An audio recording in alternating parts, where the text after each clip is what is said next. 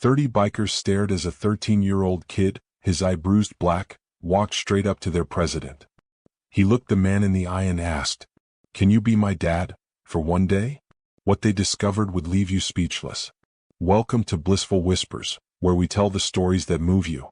Before we find out what happens next, let us know where you're watching from and what time it is for you in the comments below. And if this story already has you hooked, do us a favor, hit that like button and subscribe so you never miss a story. The air inside the Iron Wraith's clubhouse was thick enough to chew. It was a fog of old leather, stale beer, and the sharp, metallic tang of cold motor oil. It smelled like history. It smelled like trouble. A low, growling blues riff coiled out of a vintage jukebox in the corner, but it was barely audible over the rough laughter and the sharp clack of a pool ball hitting the 8. This was a world unto itself, walled off from the sunny afternoon outside by cinder blocks and a reputation forged over 20 years. At the head of a massive, scarred oak table, Hawk presided. He wasn't the biggest man in the room. That title belonged to Anvil, his sergeant-at-arms, a man who looked like he'd been carved from a mountain. But Hawk didn't need size. He had an absolute, unnerving stillness. His eyes, set deep under a heavy brow, missed nothing. He was running the meeting, his voice a low rumble that cut through the noise without ever rising. "The run for the Veterans Fund is on the 15th, Hawk was saying, his finger tracing a route on a laminated map. "Reaper, you've cleared the permits with the city?" "All set," a man in the back corner said, not looking up from a laptop that seemed ridiculously modern in the cave-like room. "They're still nervous about the procession, as they call it, but they signed off." "Good. Anvil, you're on point. I want this locked down. No surprises." Hawk's words were sliced in half by a sound that didn't belong. It wasn't a gunshot. It wasn't a police siren. It was a high-pitched, agonizing creak from the heavy steel front door. Every head turned. The blues riff died as Reaper hit the kill switch on the jukebox. The pool cues froze mid-stroke. The laughter choked off. Into the sudden, suffocating silence, a rectangle of dirty yellow sunlight stabbed into the gloom. Standing in that rectangle was a silhouette. It was small. Too small. The figure stepped inside, and the door hissed shut behind him, plunging the room back into dim light. It was a kid. He couldn't have been more than 13. But it wasn't just his age that was wrong. It was everything about him. He was wearing a pristine navy blue private school blazer with a gold-threaded crest on the pocket. His gray slacks were perfectly pressed, his black shoes polished to a shine. He looked like he had been beamed in from another planet. He was a ghost. A glitch in their world. His backpack was slung over one shoulder, and his knuckles were white where he gripped the strap. For a full 10 seconds the only sound was the hum of the beer cooler. 30 battle-hardened men stared at this fragile, expensive-looking child who had just walked into the lion's den. Anvil was the first to find his voice. He set his beer bottle down with a heavy thud. "Wrong turn, kid," he grunted, his voice like gravel in a blender. "The zoo's uptown." A few nervous chuckles broke the tension, but they died just as fast. The boy Leo flinched. His whole body gave a violent, terrified shudder. His eyes darted from Anvil's massive, bearded face to the other men lining the walls, men with scars that told stories, men wearing the club's patch, a skeletal hand gripping a red-hot piston. He was completely, hopelessly out of his element. Any sane kid would have bolted, would have run for his life. He didn't. He swallowed, his throat bobbing. He took one breath. And then he did the last thing anyone expected. He let go of his backpack strap and he started to walk. He didn't walk toward the door. He walked past Anvil. He walked past the pool table. He was a mouse marching past a row of coiled rattlesnakes. Every step was a tiny, terrifying decision. The bikers didn't move, their confusion warring with their instincts. They just watched. Leo walked straight to the head table and stopped, right in front of Hawk. Hawk hadn't moved. He hadn't flinched. He just watched the boy approach, his eyes cold and appraising. He'd seen desperate men, crazy men, and dangerous men. He'd never seen this. Leo's hands were trembling so hard he could barely control them. He fumbled with the zipper on his blazer pocket. He dug inside. His hand came out, clutching a pathetic, crumpled wad of bills. It was lunch money. 5s, 1s, maybe a 10, all saved and folded into a tiny, sweaty square. With a shaking, determined hand, he threw it on the table. It landed on the map, right next to Hawk's knife. $112. I, I need to hire you, Leo said. His voice cracked, squeaking with a terror he was desperately trying to hold back. The absurdity of the statement hung in the air. A few men laughed, this time for real. Hire us. Anvil chuckled, taking a step forward. For what, kid? You need help with your homework? Leo's eyes were locked on Hawk. He ignored everyone else in the room. He knew who the boss was. He took another shaky breath, and the words came out stronger, clearer, and infinitely more shocking. For a court date. A court date. The words hung in the air, so alien and absurd that the tension snapped. A biker in the back, a prospect named Rook, snorted. Then Anvil let out a short, sharp laugh. Within seconds the room was filled with deep, rolling chuckles. A court date. Anvil repeated, shaking his massive head. Kid, you got the wrong number. You need a lawyer, not us. What's the charge? Another member called out. You get pinched for stealing bubblegum? Leo's face burned crimson. The terror that had frozen him at the door was being replaced by a hot, desperate humiliation. He was failing. His hands clenched into fists at his sides. Quiet. Hawk hadn't raised his voice. He didn't need to.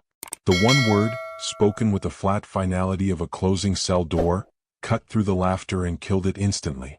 The room was silent again. Hawk leaned forward, his elbows hitting the scarred oak table. He didn't look at the pathetic pile of cash. He looked right into Leo's eyes, and for the first time, the kid felt like someone was actually seeing him, not just looking at him. Hire us for what, kid? Hawk asked, his voice a low rumble. Talk. Leo's breath shuddered out of him. He'd practiced this.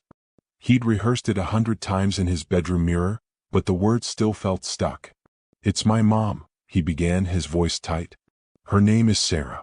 And my dad, his name is Marcus Thorne. A few of the men shifted. Reaper, in the back corner, looked up from his laptop, his focus suddenly sharp. Thorne? Reaper said, his voice clipped and precise. As in Thorne Development? The guy putting up those glass and steel nightmares all over downtown? He's a real estate developer, Leo nodded, seeming to draw strength from Reaper's recognition. He's rich. He's powerful. My mom's a nurse. At St. Jude's. She works double shifts just to pay rent, to keep us. Keep who? Hawk asked. Me. And my little sister, Maya. She's 7. A new, darker energy entered the room. This wasn't about a scared kid anymore. They're divorced, Leo pushed on, the words coming faster now, tumbling out in a torrent of rehearsed fear. And now he wants to take us from her. We have a hearing. Next Tuesday. 9 a.m. He's filed for sole custody. Anvil frowned. A custody battle? Kid, that's family court. That ain't our business. It is. Leo insisted, his voice cracking and rising with the first edge of panic. Because he's lying. He's telling the judge, he's telling everyone, that my mom is unstable. He says she's a bad mother. This was a story the men in this room knew. They had seen it, lived it. They had the scars from it. He says she works too much, that she's never home. Leo's voice trembled with a profound personal injustice. He says she's chaotic, that she can't provide a stable environment. Hawk's eyes narrowed. So he's using her job against her. Classy.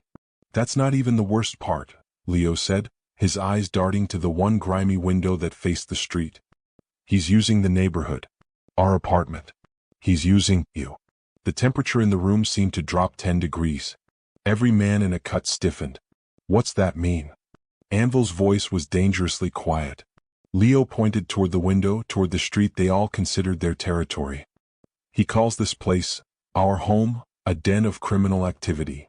His lawyer sent a private investigator. They took pictures of the clubhouse, of you guys. He says our building is unsafe. That my mom is irresponsibly raising us around lowlives and violent gang-affiliated people. A low growl rumbled through the room. This was no longer about a family spat. This was an attack. Marcus Thorne, from his penthouse, was spitting on them. Hawk held up a hand, silencing the rising anger. How's he proving these lies? His word against hers. Witnesses, Leo said, his voice hollow. He has a list. His lawyer read it. Councilman Davies. Frank Polito from the police union. The CEOs of 2 different banks. They're all going to stand up and say what a pillar of the community he is. What a great father he is. Reaper, the lawyer, spoke from the back. And your mom? Who's testifying for her? The question hit Leo like a punch. He looked down at the table. No one. The word was so quiet, so final, it sucked the air from the room. She had people, Leo whispered, looking back up, his eyes shining with unshed tears. Her boss at the hospital, Dr. Evans. Our neighbor, Mrs. Petrov. My mom buys her groceries every week. A friend from her nursing school. They all promised. So what happened? Hawk asked. He got to them. The words exploded out of Leo, raw and desperate. He sent his lawyers. He told my mom's boss they were going to review the hospital's city zoning permits. He told Mrs. Petrov he'd call immigration on her son-in-law. He told her friend's husband he'd have him fired from his construction job. My dad owns the company. Leo's small body was vibrating with a rage that was too big for his frame. He threatened everyone. And it worked. They all backed out. They're all too scared of him. My mom's lawyer says we're going to lose. He says Marcus has proved she's alone and unstable with no community, no support. The room was dead silent. The bikers looked at this kid, this child in a private school blazer, who was facing a monster they all recognized. A bully. A man who used money and power like a weapon. Leo's desperate, terrified eyes found Hawk's. He shoved the small, damp pile of money across the table with a shaking hand. That's why I'm here. He's telling the judge my mom has no community. Leo's gaze swept the room, meeting the eyes of the scarred, hardened men staring back at him. I need you. I need the Iron Wraiths to be her community.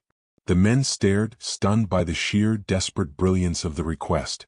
Leo leaned in closer, his voice dropping to a fierce, conspiratorial whisper that carried to every corner of the room. My dad says my mom associates with dangerous people. A tiny, bitter smile touched the corner of his mouth.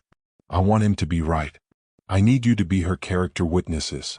The silence that followed Leo's request was heavier than the smell of oil and leather. It was absolute. The bikers in the room, men defined by noise, roaring engines, loud music, rough laughter, were rendered completely still. They weren't looking at Leo anymore. They were looking at Hawk. Hawk's face was a mask of unreadable calm, but his eyes were 1,000 miles away. He wasn't in his clubhouse. He was in a different, cleaner, colder room. A sterile family courtroom from 12 years ago.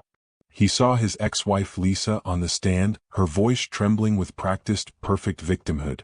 He saw her lawyer, a shark in a pinstripe suit, holding up an 8x10 glossy. It was a photo of Hawk, younger, angrier, standing with his brothers at a rally. He was wearing his full cut, the Iron Wraiths patch displayed for the world to see.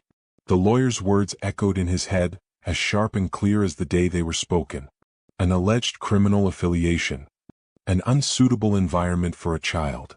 A constant, unpredictable element of danger. He remembered the judge, a woman who looked at him like he was something to be scraped off a shoe. He remembered the sound of the gavel. He remembered his daughter, Emily, just 6 years old, her face pressed against the back window of Lisa's car as she drove away. The system had listened to the lies, looked at the patch, and agreed. His family, his brotherhood, his identity, had been twisted into a weapon that had cost him his own child. Hawk's gaze snapped back to the present. To the scarred oak table. To the small, terrified boy in the private school blazer. To the pathetic pile of $112. Marcus Thorne, a man he'd never met, had just made the same mistake that Judge had made. He had used the patch as a weapon. He had painted them as monsters to steal a man's kids. Hawk felt a cold, slow-burning rage ignite in his chest. Not again. Not this time. He slowly reached out. Leo flinched, his eyes darting to the money, convinced it wasn't enough, convinced he was about to be thrown out. Hawk didn't grab the money. He flattened the crumpled bills one by one. He stacked them into a neat, small pile. Then, with one finger, he pushed the stack back across the table. Keep your money, kid. Leo's face crumpled in confusion, his last sliver of hope dying. But I don't have any more. Please. We don't take cash for this, Hawk said, his voice pure iron. He stood up, and the simple motion had the force of a judgment. He looked at Leo, then at his club. We'll take the job. Leo's legs nearly buckled. He gripped the edge of the table, his knuckles white, as the room took a collective breath. All right, listen up. Hawk's voice wasn't loud, but it commanded the room. This isn't one of our usual problems. We're not dealing with a rival club. We're not dealing with a street beef. He paced once, his boots heavy on the floorboards. This prick, Marcus Thorne, we can't punch him. We can't intimidate him. He lives on intimidation. He uses the system we all avoid. He's got lawyers and politicians in his pocket. He stopped and turned to face his men, his eyes burning. This isn't a bar fight, he said, his voice dropping to a dangerous growl. This is a war. And we're not fighting it on our terms. We're fighting it on his.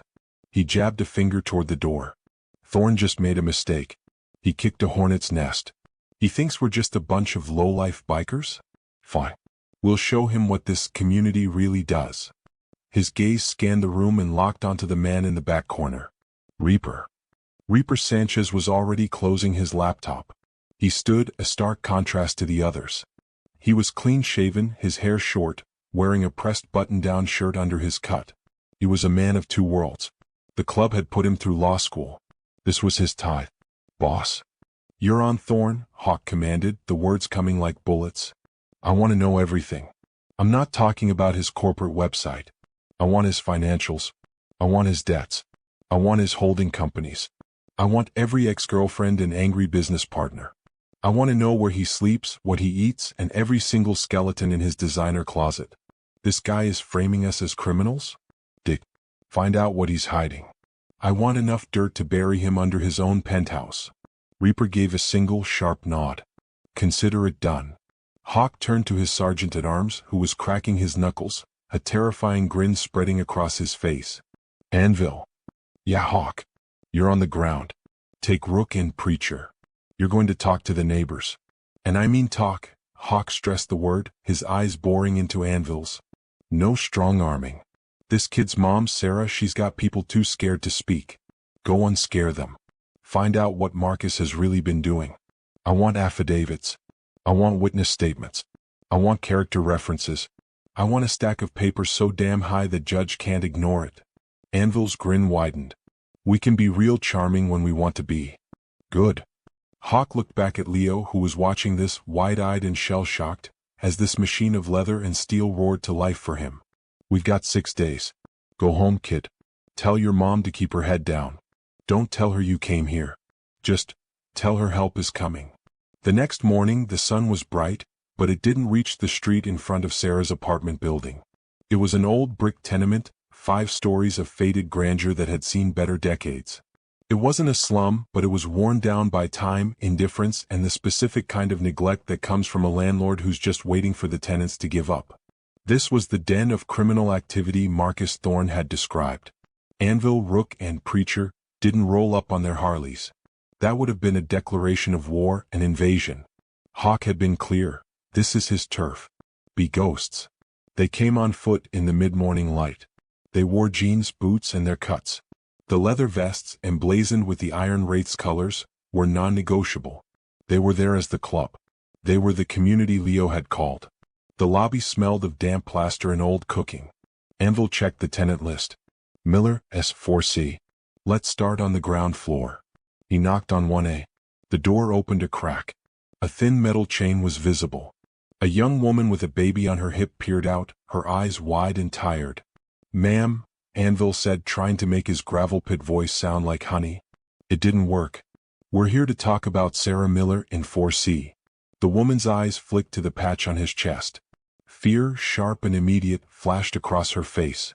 Don't know her, she whispered and started to close the door. Wait, Anvil said, not moving. We're friends. We're trying to help her. We heard she's having trouble with Marcus Thorne. The name hit her like a slap. The door slammed shut. The click of the deadbolt sliding home was as loud as a gunshot in the quiet hall. Anvil sighed and looked at Rook. This ain't gonna be easy. They tried 1B. No answer. They tried 2A. An older man opened the door, saw them, and simply said no, before closing it gently. They tried 2B. A man in a work uniform yelled, "No hablo Ingalls," and slammed the door. Rook, young and hot-headed, kicked the door frame. This is bullshit, Anvil. They're terrified. How are we supposed to unscare them when they won't even talk to us? Because we look like the problem, Preacher said, his voice always calm. Preacher was a man of contrast. He had the club's property of patch on his cut, but a simple cross tattooed on his wrist. He was the club's unofficial chaplain, the man who handled the funerals. They're getting crushed by a bully in a suit, Preacher continued.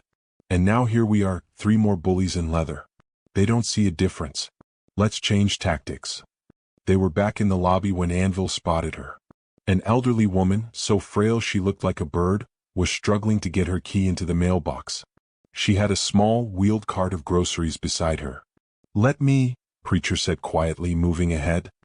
He approached her, and Anvil and Rook hung back, deliberately staying out of her line of sight. "Ma'am, let me help you with that," Preacher said, his voice gentle. The woman flinched, her hand flying to the thin gold chain around her neck. She looked at Preacher, her eyes clouded with suspicion. I can manage." "I know you can," Preacher smiled.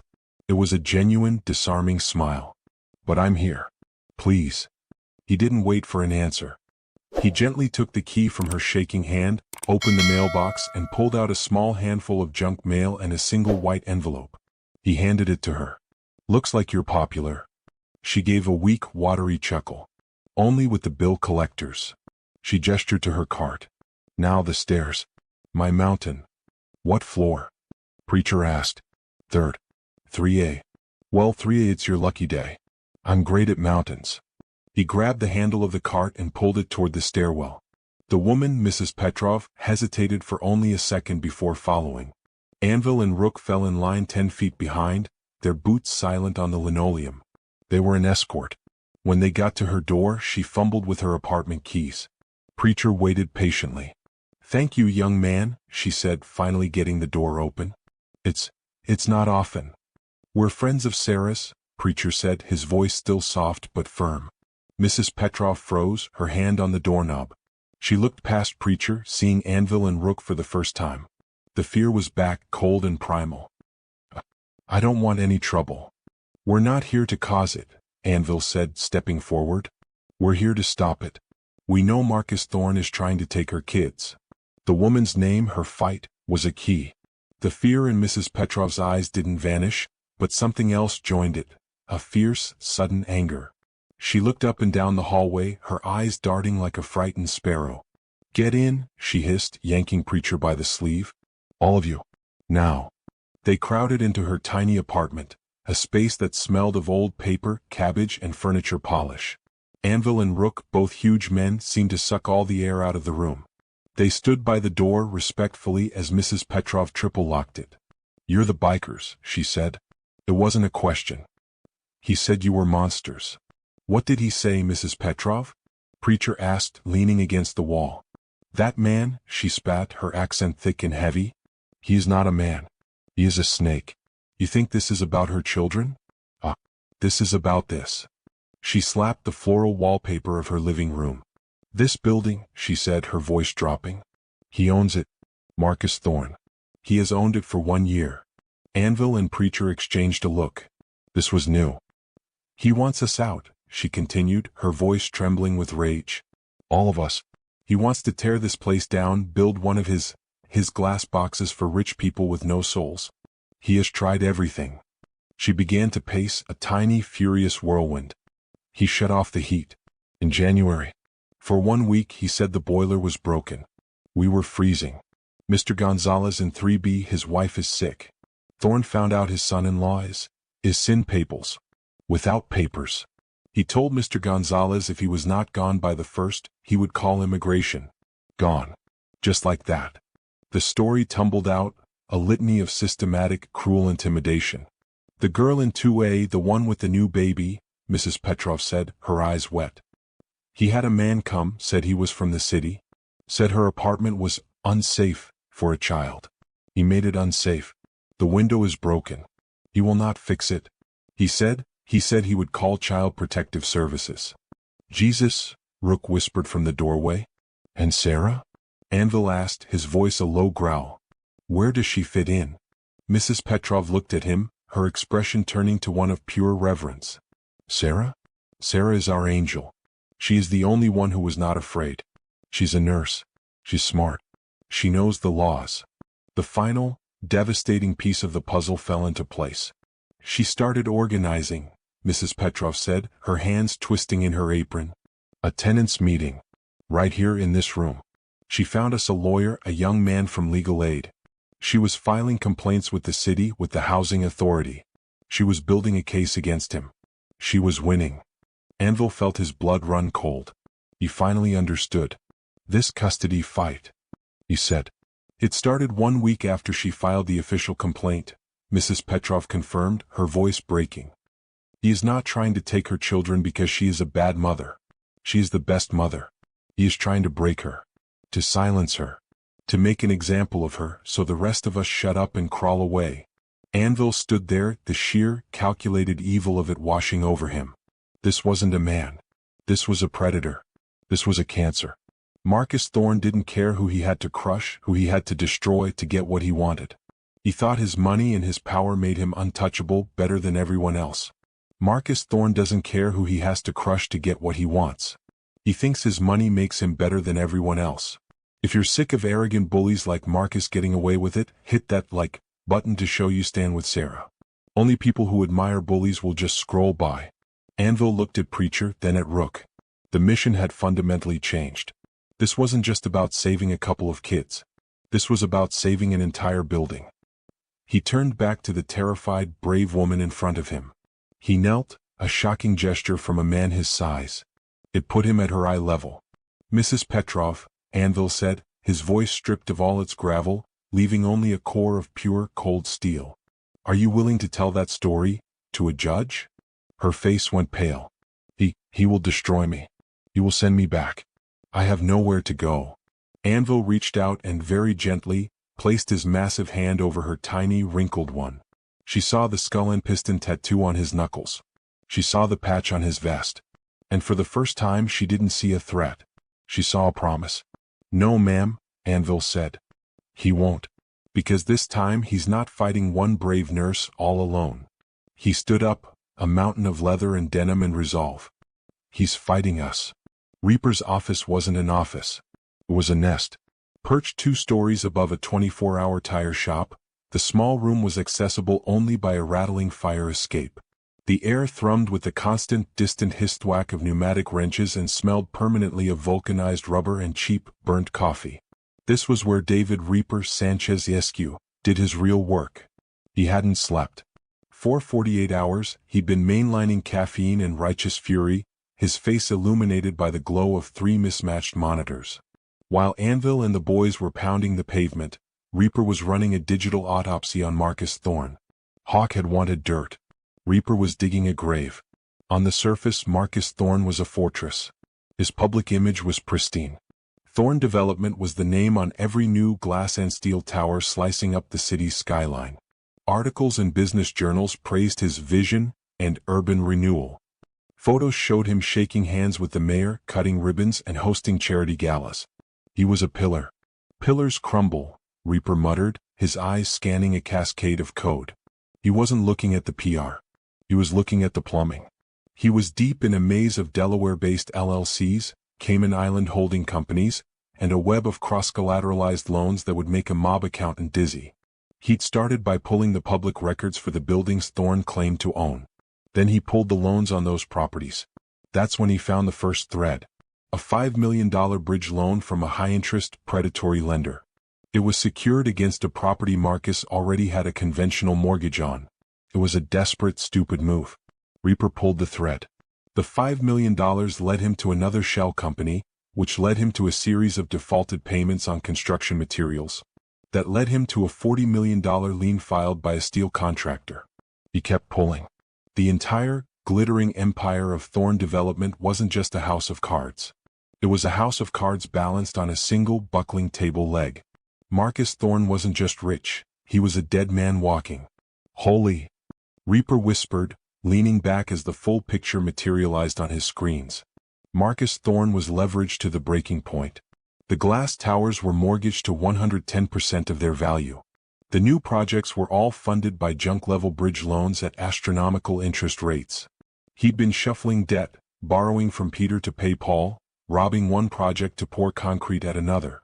And the music was about to stop. A massive, consolidated balloon payment was due. Payment for everything. It was due in less than 6 months. If he missed it, the entire charade would implode. The banks would seize everything. The penthouse, the company, the reputation, all of it would vanish in a puff of legal smoke. Marcus Thorne wasn't just broke. He was facing catastrophic, life-ending bankruptcy. Reaper ran a hand over his face, the puzzle pieces clicking into place. Okay, so you're desperate. But why this? Why the kids? A custody battle was expensive. The lawyers, the PIs. It made no sense. Why spend money you don't have on a fight you don't? Reaper froze. His fingers flew across the keyboard. It's not a distraction. It's a solution. He pivoted. He stopped digging into Marcus's financials and started digging into Sarah's. He searched probate court records. Sarah Miller. Her maiden name. He found it. Her mother, Eleanor Grayson, deceased 3 years prior. He pulled up the will. His blood ran cold. He wasn't looking at a will. He was looking at a motive. Eleanor Grayson had been old money. Quiet money. She had established the Grayson Miller Children's Trust. The beneficiaries, my grandchildren Leo Miller and Maya Miller.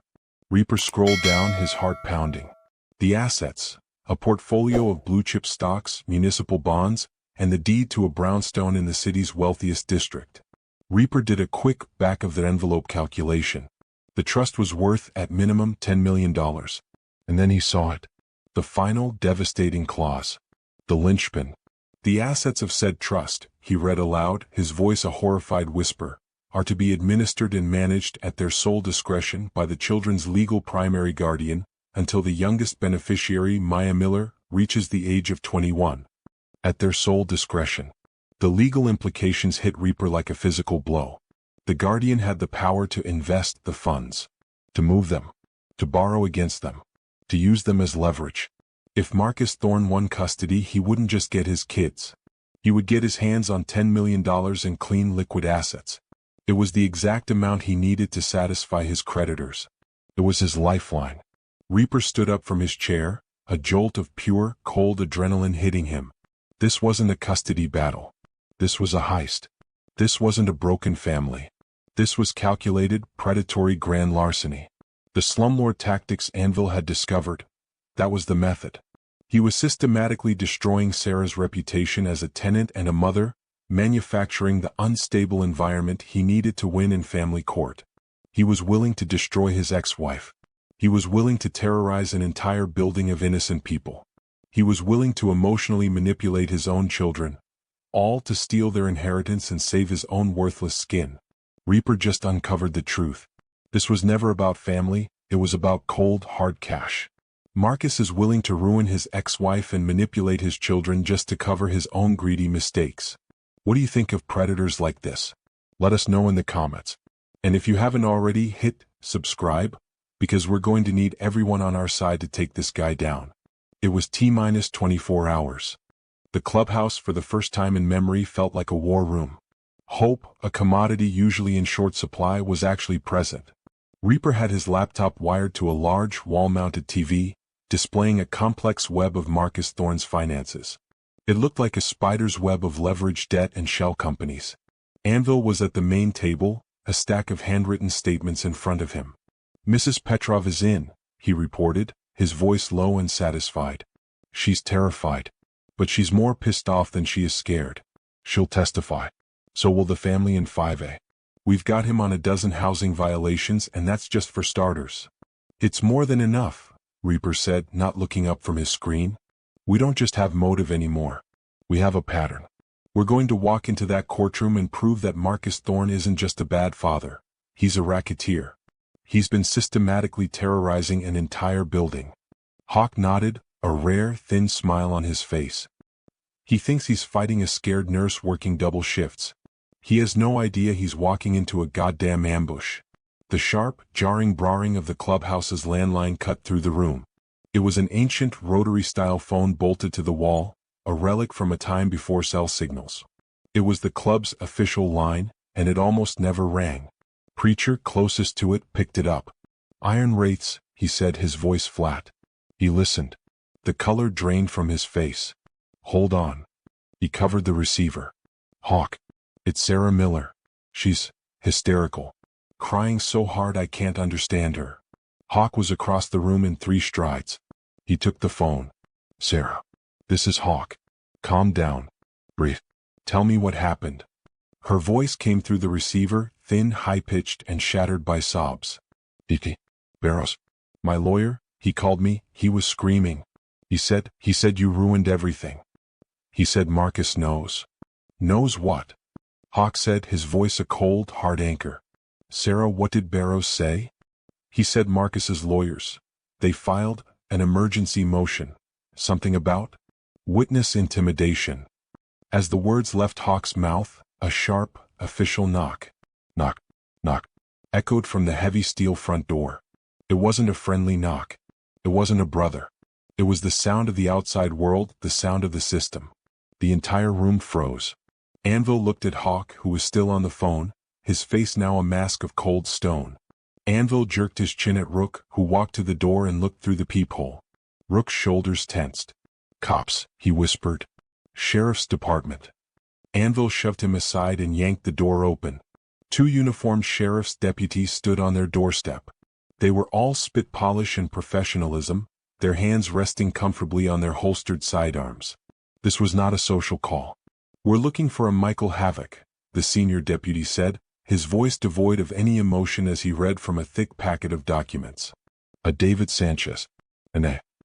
He glanced at his notes. Mr. Anvil. Hawk held up a hand. I'm Havoc. What is this? Michael Havoc, the deputy said. I'm serving you with this temporary restraining order, effective immediately. This order also applies to the organization listed herein, the Iron Wraiths Motorcycle Club, and all its known members, affiliates, and associates. He held out the packet. Hawk slowly hung up the phone, the sound of Sarah's distant sobs clicking into silence. He took the papers from the deputy. He didn't look at them. He just turned and handed them straight to Reaper. The deputies remained in the doorway watching their presence and invasion. Reaper's eyes flew across the first page. His lawyer's mask was on, but his face went pale. He read it, then read it again, his breathing stopping. What is it? Anvil growled. It's... Reaper's voice was a choked whisper. It's perfect. He looked up, his eyes wide with a kind of horrified admiration. It's an emergency protective order. Thorne versus Miller. He attached affidavits. The tenant in 2B, the one who slammed the door, he's claiming you threatened him, Anvil. He's claiming you strong-armed Mrs. Petrov. It's perjury, it's bullshit, but it's sworn. So what? Rook said. We fight it. We can't. Reaper snapped, his voice cracking. Listen. It orders. Michael Havoc, David Sanchez, and any member, associate, or affiliate of the organization known as the Iron Wraiths Motorcycle Club are restrained from coming within 500 feet of the city courthouse. The trap sprang shut. He's not barring us from Sarah, Reaper said, his voice shaking with rage. He's barring us from the hearing. He's citing us as a violent gang risk to the emotional well-being of the minor children. He's attached every arrest, every public fight, every police blotter mention of the club for the last 10 years. It's brilliant. Marcus just used the system he manipulates to block the only people willing to help. He's cornered Sarah and her kids, and now he's going in for the kill.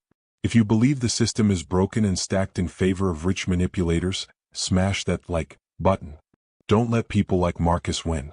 So we ignore it, Anvil said, taking a step toward the deputies. We walk in anyway. No. Reaper roared. That's the point. That's the whole case. The second we step within 500 feet, we get arrested. We prove his entire point before a single witness is called. Hawk, he'll have you in cuffs on the courthouse steps. The judge will look at the arrest report, look at Marcus, and hand those kids over before lunch. It's over. He checkmated us. The room was dead. All the hope, all the planning, all the righteous anger, was now useless paper. They were legally castrated. The deputies, their job done, turned and walked away. The phone rang again. Preacher picked it up, his face grim. He listened for a moment. Yeah, we know. He hung it up. That was Sarah, he said to the silent room.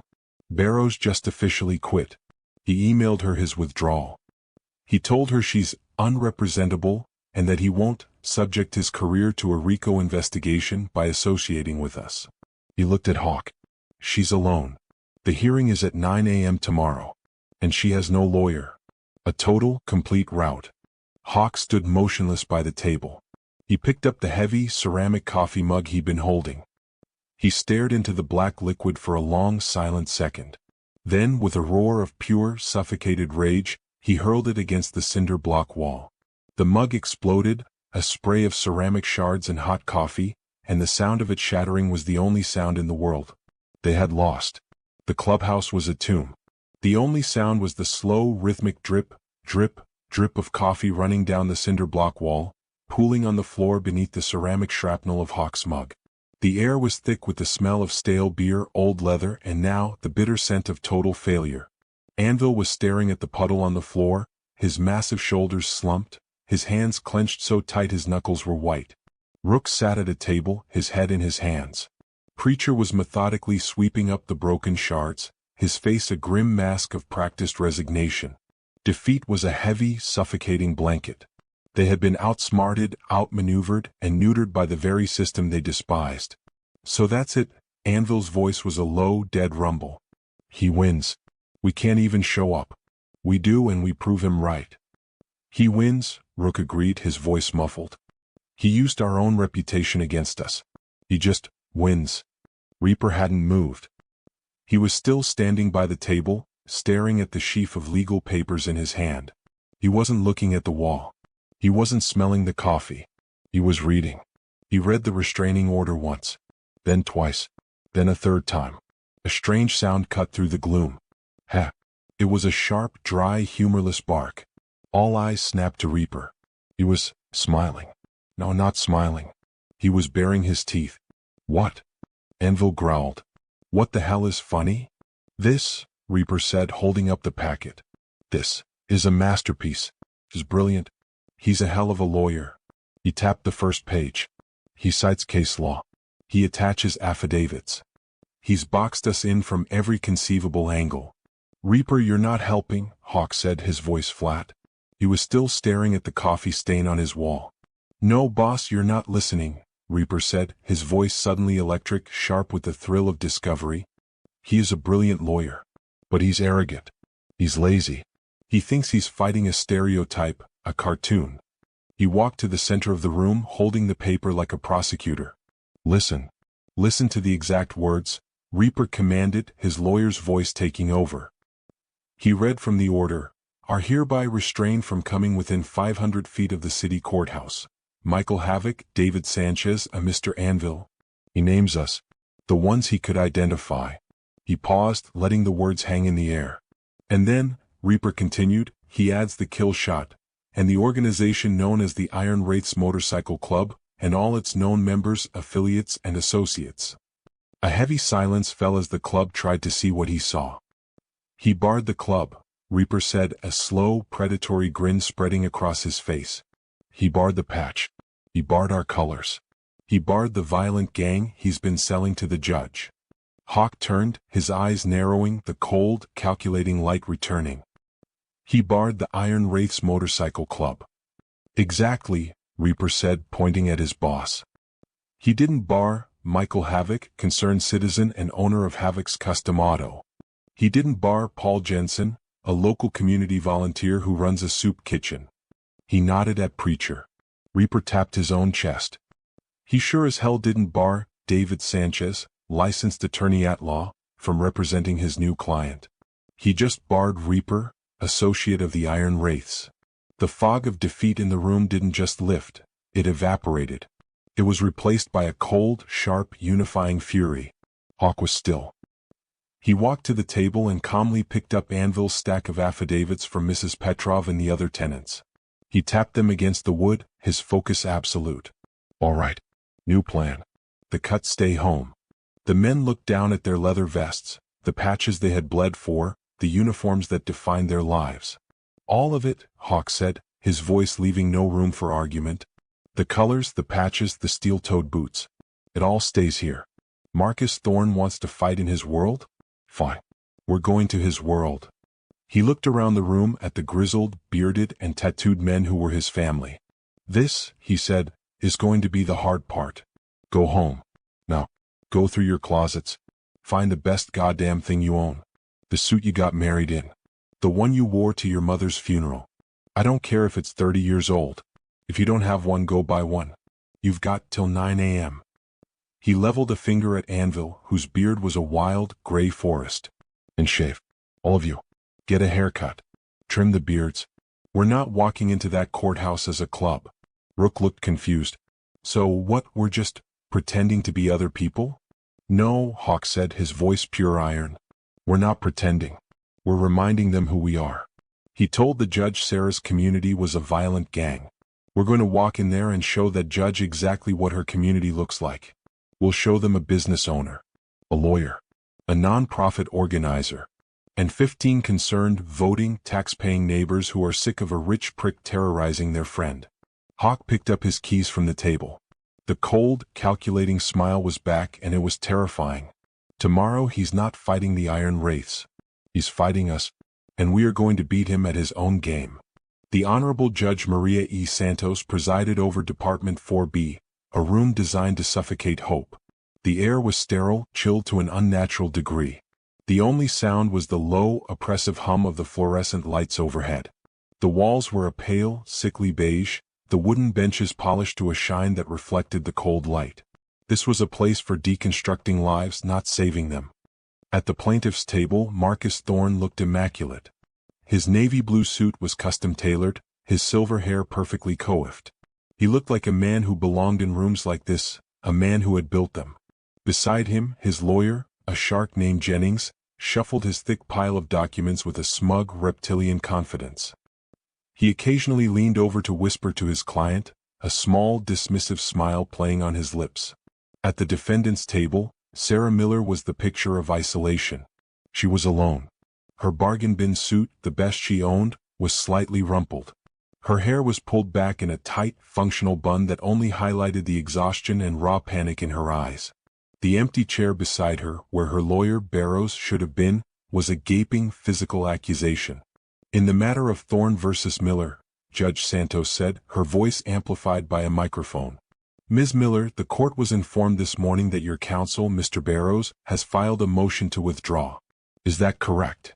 Sarah stood, her legs trembling. Yes, Your Honor. He only told me last night. I haven't had time. So you are without representation? The judge asked, her pen hovering. I guess so. Yes. Jennings's smile widened. This was no longer a hearing, it was a formality. Very well, the judge said, her face impassive. Mr. Jennings, you may call your first witness.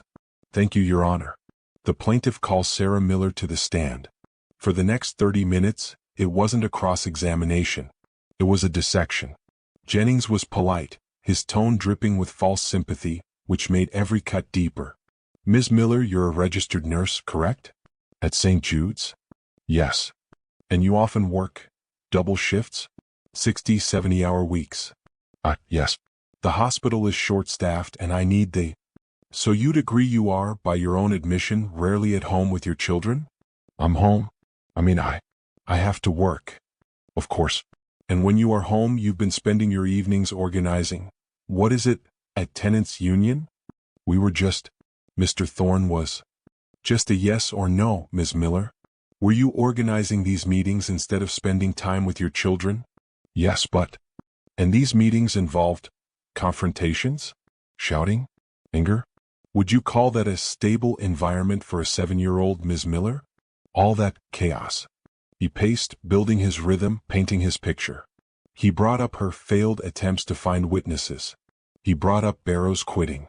So, your own friends, your co-workers, none of them were willing to testify to your stability? And your own lawyer, Mr. Barrows, abandoned your case just hours before the hearing? It seems you have a pattern, Ms. Miller, of instability, of driving people away. Sarah was weeping, her yes and no answers reduced to choked, hopeless whispers. She was the exact picture of the unstable, overwhelmed, chaotic woman he described. No further questions, Your Honor, Jennings said, sitting down with a satisfied sigh. The judge looked at Sarah. Ms. Miller, do you have anything to... Before she could finish, the heavy courtroom doors at the back swung open with a thud hiss. Everyone turned. It wasn't a gang. It wasn't a club. In walked 15 men. They wore suits. Black, charcoal gray, navy blue. They were perfectly pressed. Their hair was short, their faces clean-shaven or their beards immaculately trimmed. Hawk led the procession, his 6 feet 3 inches frame poured into a tailored black suit that made him look more like a CEO than a club president. Beside him, Anvil, his wild, gray beard gone, revealing a jawline like a slab of granite, looked like a senator's bodyguard. Preacher, Rook, and a dozen others followed. They didn't speak. They didn't make a sound. The only noise was the funereal, unified cadence of hard-soled dress shoes on the tiled floor. They moved as one, a silent, disciplined, intimidating block of sheer presence, and filed into the 3 rows of benches directly behind Sarah. They filled the gallery, a silent, living wall of support. Sarah looked behind her, her eyes widening, a sob catching in her throat. Marcus Thorne's face went white. Jennings, for the first time, looked like he'd swallowed a bug. The judge, her eyebrows raised, banged her gavel. This is a court of law, not a whatever this is. If you are here, you will remain silent. Yes, Your Honor, Hawk's voice boomed, respectful and clear from the gallery. Jennings's mind was racing. He'd been outmaneuvered. But how? The restraining order? It was perfect. His smug confidence was replaced by a cold, sudden fury. He saw his perfect case, his easy win, evaporating. He's trying to intimidate me, Jennings thought. He's trying to intimidate the court. And then he made his fatal mistake. He decided to land the killing blow himself. He would expose them right here and prove his own case. Your Honor, Jennings said, standing up. The plaintiff would like to call a hostile witness to the stand. We call Mr. Michael Havoc. A ripple went through the gallery. The judge looked confused. Mr. Jennings, this is highly irregular. For what purpose? To establish the defendant's pattern of association with violent, criminal elements, Your Honor. The very individuals named in the restraining order I filed. This was it. The trap. Hawk stood, straightened his tie, and walked to the witness box. He was sworn in, his voice calm and steady. Jennings circled, his smugness returning. Mr. Havoc. That is your name, correct? It is, Hawk said. And you are the president, the leader, of a motorcycle gang known as the Iron Wraiths, are you not? I am the president of a motorcycle club, yes. A club? Jennings sneered. And what does this club do? Besides the felony arrests your organization has racked up for assault, intimidation, and, let's see, extortion. We're a registered 501c3 nonprofit, sir, Hawk replied calmly, his eyes on the judge. We organize the Wraiths Veterans Fund, which provides housing and services for homeless veterans. We also run the 12th Street Soup Kitchen. We feed about 200 people a day. Jennings's smile faltered. Oh, a charity. How nice. And you're also a small business owner, I presume? Yes, sir. I own Havoc's Custom Auto. We employ 8 full-time mechanics. And you, associate, with Ms. Miller? She's our neighbor, Hawk said. And she's a pillar of our community. While you were sending PS to take pictures, Ms. Miller was buying groceries for Mrs. Petrov in 3A. While you were drafting motions, she was organizing a tenants meeting to get the heat turned back on for an entire building. My community, we don't just respect Ms. Miller. We look up to her. The narrative had been completely, surgically reversed. Hawk wasn't a criminal. He was a civic leader. Sarah wasn't a chaotic mess. She was a community organizer. Jennings was losing. He was sweating, his face turning red. You're a liar. You have any proof of these ridiculous claims? Any proof of these charities? Any proof of this community nonsense? Or are we just supposed to take a biker's word for it? Hawk smiled. It was a cold, terrible smile. He doesn't have it. The voice came from the back of the courtroom. It was sharp, clear, and cut through the tension like a scalpel. A man stood up. A man who had entered with the others, but who no one had noticed. He wore a perfectly tailored, razor-sharp gray suit and wire-rimmed glasses.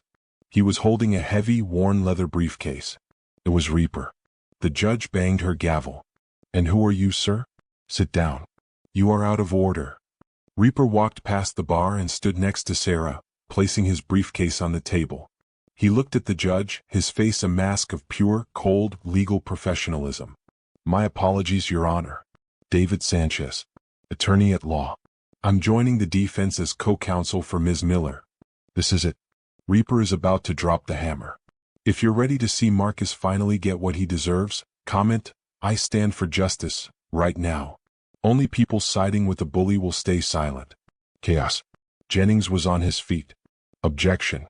Your Honor, this is a circus. This man he's one of them. He's on the restraining order. Is he? The judge asked, looking at Reaper.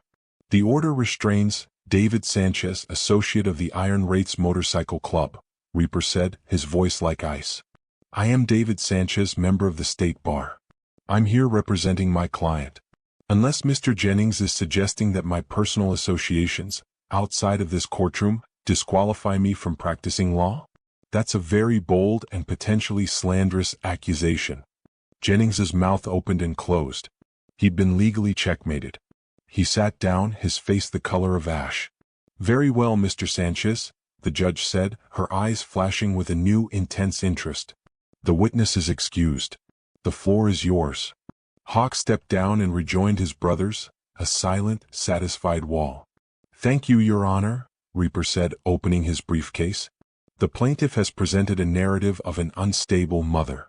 We intend to prove with evidence that this entire proceeding is a fabrication, that it is a systematic, bad faith campaign of perjury, witness intimidation, and systematic harassment, all for the purpose of committing grand larceny. Objection. Jennings shrieked. Speculation. I will prove it, Your Honor, Reaper said calmly. First, I'd like to submit Exhibit A, the sworn, notarized affidavits of 6 tenants of Ms. Miller's building, including one Mrs. Anna Petrov. They detail Mr. Thorne's systematic and illegal campaign to evict them, including shutting off heat in January and threatening to call IC. They also detail Ms. Miller's role as their community organizer. He placed a thick stack of papers on the clerk's desk. Second, Reaper continued, his voice picking up speed, I'd like to submit Exhibit B, the last will and testament of Eleanor Grayson, Ms. Miller's deceased mother. Specifically, the clause establishing the Grayson Miller Children's Trust, valued as of this morning at $10.4 million. A gasp went through the courtroom. A trust, Your Honor, whose assets are to be solely administered by the children's legal primary guardian. This is. Marcus Thorne was on his feet, his mask of charm gone, his face a mask of pure rage. Sit down, Mr. Thorne, the judge commanded. Continue, Mr. Sanchez.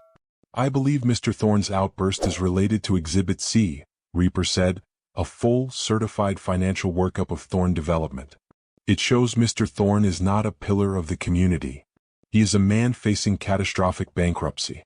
He is leveraged for $42 million in high-interest junk loans, with a consolidated balloon payment due in 58 days. If he misses that payment, he loses everything. He let the silence hang. This isn't a custody hearing, Your Honor. This is a heist. Finally, Reaper said, pulling one last document from his case. Mr. Jennings filed a restraining order based on a sworn statement from a tenant claiming intimidation by my associates. I'd like to submit Exhibit D, bank records showing 2 payments of $5,000 each from a shell company owned by Mr. Thorne, to the very same witness who filed that perjured affidavit. A profound, stunned silence filled the courtroom. Reaper had just proven witness tampering, perjury, bribery, and motive. The judge's face was no longer impassive. It was thunderous. She stared at Marcus, her eyes filled with a cold, absolute fury. Boom. The truth is out. Reaper didn't just win the case. He exposed Marcus as a fraud, a thief, and a liar in open court. Hit subscribe right now if you believe truth and courage will always defeat corrupt bullies. Don't be like the respectable cowards who were too afraid to speak up. The silence in Judge Santos's courtroom was no longer cold, it was explosive. It was the stunned vacuum after a detonation. Marcus Thorne was still standing, his mouth slightly open, his face a waxy, ashen gray.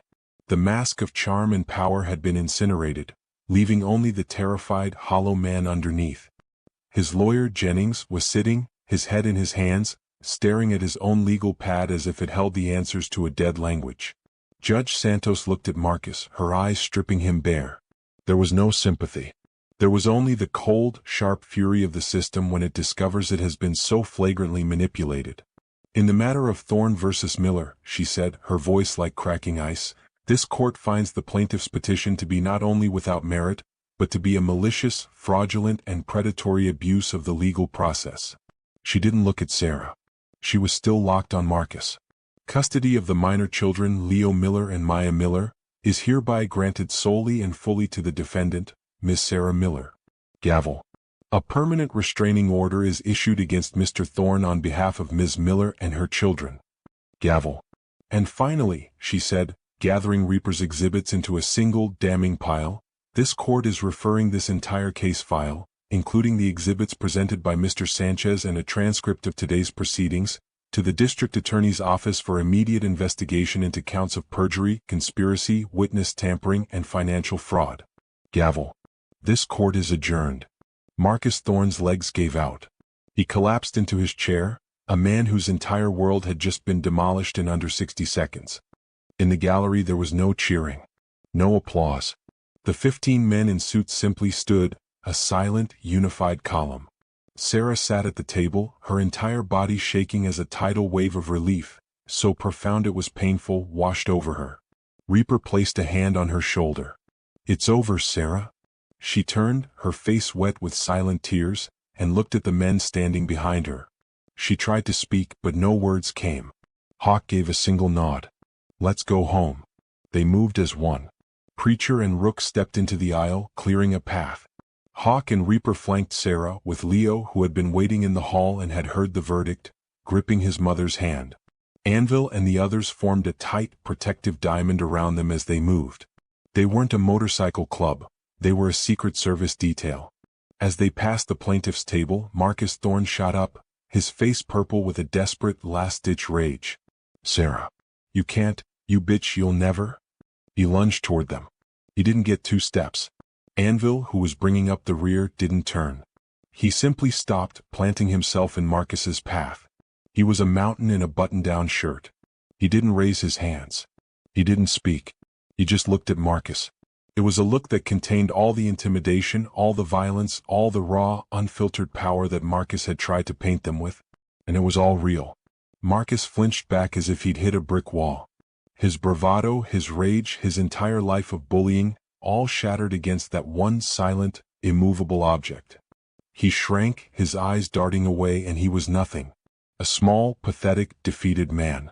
Anvil held the look for one more beat, then turned his back on him and followed his family out of the courthouse. 1 week later, the air didn't smell like floor wax. It smelled like charcoal and roasting pork. The sounds weren't the hum of fluorescent lights. They were the rumble of a Lynyrd Skynyrd song and, above it, laughter. The back lot of the clubhouse was packed. The Iron Wraiths were hosting a barbecue. Sarah Miller was there, not in a rumpled suit but in jeans and a t-shirt, her hair down. She was sitting at a picnic table with Reaper, also in jeans, and Mrs. Petrov, and she was laughing. It was a deep, genuine, unrestrained laugh. It was the sound of a woman who could finally breathe. Across the lot, Leo was elbow-deep in the guts of a Harley carburetor. His pristine blazer was gone, replaced by a grease-stained t-shirt. Anvil stood over him, a wrench in his hand. "No, no," Anvil was growling. "You gotta feel for the float. Don't force it. Easy." "Like this?" Leo asked, his brow furrowed in concentration. "Attaboy. You'll have this pig running in no time." Hawk watched from the steps, a beer in his hand. He saw his daughter, Emily, who he'd reconnected with, talking with Sarah. He saw his brothers, his real family, celebrating a victory that mattered. He walked over to Leo. "Wiping out Anvil's bike already?" Leo looked up, his face smeared with grease, and grinned. "Just cleaning the jets. He says I've got a good feel for it." Hawk chuckled and handed him a clean shop rag. "You did good, kid," he said, his voice quiet. "Walking through that door. That took guts. You were brave." Leo took the rag and wiped his hands. He looked around the crowded, loud, and loving lot. He saw his mom safe. He saw Reaper, the lawyer hero. He saw Anvil, the teacher. He looked back at Hawk, the man who had seen him when no one else would. "No," Leo said, his voice steady and sure, a world away from the terrified kid in the clubhouse. He smiled. "We did. In the end, it wasn't money or power that won. It was family. The Iron Wraiths showed up when it mattered. If you believe everyone deserves a family, who will fight for them, share this story. Let's celebrate the heroes who stand up to predators like Marcus Thorne. And thank you for being part of our community.